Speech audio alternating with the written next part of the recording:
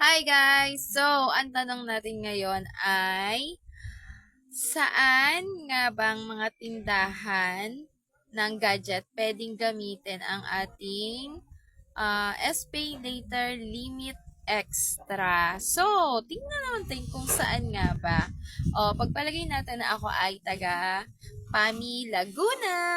So, hello nga po pala sa mga nanonood at nakakapanood. Baka naman, comment nyo naman dyan sa aking comment section kung saan na nga ba nakarating ang aking mga video. So, mga ka-idol, paano nga ba natin malalaman? O, for example, ako ay taga Laguna ako. So, ngayon, taga Laguna ako. So, tingnan nyo dyan sa inyong mga uh, pay later. Buksan muna natin ang ating orange basket. Bawal nga pala sabihin. Buksan natin ang ating orange basket application. Pagkatapos, pumunta tayo dito sa ating SPay later. So, punta tayo sa ating SPay later. Kung hindi ka pa available sa iyong SPay later or hindi pa na-active, alam mo na kung ano dapat mong gawin mga mi. Dapat lagi mo siyang ginagamit. So, ayun. Para ma-operate ka niya ng mga ganito kagaya ng SPay later, limit extra, ano pa ba, S-loan. So, ganun mga mi. And then, punta tayo dito sa ating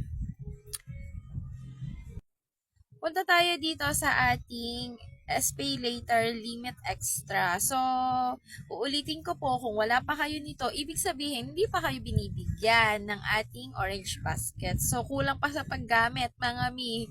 Kung meron kang SPay later, pwede mo siyang i-cash out kung wala kang uutangin na items, or else, pwede mo naman siyang iutang ng mga items para magkaroon ka ng ganito, yung offer ng orange basket, yung SPay later limit extra, and then mabigyan ka rin ng S-loan. So, mga mi, pagkapunta natin dito sa ating SPay later limit extra, paano nga ba to gamitin? May nakalagay naman dito, how to use SPay later limit extra. Di, syempre, punta ka dun sa merchant or dun sa store na partner nila, and then, mamimili ka ng cellphone. Ayan, nakalagay select phone at offline merchant. So, punta ka doon sa ano nila, sa store na partner nila. Pagkatapos, pag nakapamili ka na, scan QR code. So, may QR code tayo, mga mi. At pagkatapos nun, pay in installment. Then, ayun na, ganun yung gagawin natin. Eto, dahil taga Laguna ako, titingnan natin kung ano ba yung mga available na or kung saan na yung mga lugar na pwedeng gamitin na ang ating SPay later limit extra. Kasi noon, nung unang nabuksan ko to, ang pinakamalapit na pwede kong puntahan or pwedeng utangan itong cellphone, ng pagbili ng cellphone ay diyan lang sa Antipolo Robinson. So ngayon may mga bago na at palapit ng palapit, mga ka-idol. So punta lang tayo dito sa ating merchant near me. So ayan, mga ka-idol, dyan. Merchant near me, tingnan natin ha kung saan ang lugar mo. Syempre makikita mo kung saan yung mga lugar na na pwede mong jutangan or gamitin tong ating SPay later limit extra. Sasabihin ko ulit, hindi to pwedeng i-cash out, mga ka-idol, ha. So, ayun na nga, mga ka-idol. Ito yung pinakang latest ngayon. Meron na ngayon dito sa amin, sa Pami Laguna, mayroon ng malapit na dito sa CLA Town Center Mall, sa Pagsanghan to. So, alam ko to. Diyan lang yung sa Pagsanghan. Nalapit lang, 'di ba?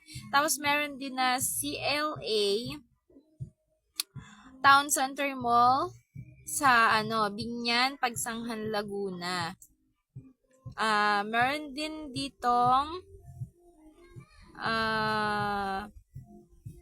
CLA Town Center Storm Tech sa Pagsanghan din. And then, meron din sa Santa Cruz, Laguna. Ang kanilang partner doon ay ang Cellboy Metro Central Mall, Laguna. So, ito ay sa Barangay Labuin, Santa Cruz, Laguna. So, siguro pagka nakapunta ka naman doon, diba? At meron din silang sa San Pablo, Laguna. At ito pang isa ay sa dito sa San Pablo, bali isa, dalawa, tatlo, apat, Santo Tomas, Batangas, 10. And then, meron din sa Maharlika Highway, Santo Tomas, sa La Union. So, ayun yung pinaka mga malalapit na merchant na pwede kong puntahan. Meron din sa Tanay, dyan sa Rizal, dito sa sa Antipolo, Robinson. Meron na rin sa Tanay. So, ayan, pupunta ka doon sa mga partner nila ng mga store na tumatanggap ng ating SPay Later Limit Extra. At yun na nga, doon mo siya gagamitin. Hindi po siya pwedeng cash. So, ayun lang. Thank you for watching.